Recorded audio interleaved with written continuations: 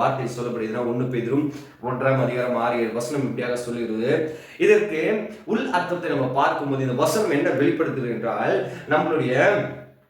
நம்மளோட வாழ்க்கையில அநேக நாள் எல்லா நாளும் நம்ம வாழ்க்கையில சந்தோஷம் மட்டும் நம்ம வாழ்க்கையில இருக்காதுங்க.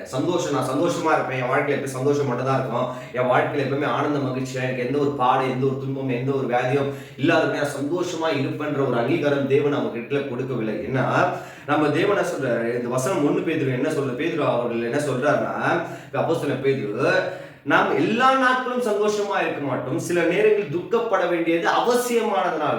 ஏன் துக்கப்படணும்? ஏன் தேவன் நம்மளை ஆசீர்வதிச்சிருக்கிறார், நான் தேவனோட வழியில் நடக்கிறேன், தேவனோட பிள்ளையா இருக்கிறேன், தேவனுக்கு ஏற்ற காரியங்களை செய்யறேன், தேவனோட சித்தத்தின்படி நடக்கிறேன், இருந்தாலும் ஏன் நான் துக்கப்பட வேண்டும் என்று நாம் ஆராய்ந்து பார்க்குமானால் இந்த வசனம் தெளிவா சொல்லுகிறது, துக்கப்பட வேண்டியது நம்மளுக்கு அவசியமா இருக்கு. ஏன்னா நம்முடைய விசுவாசம் சோதிக்கப்பட நமக்கு என்ன வர வேண்டும்? துன்பம் வர வேண்டும்.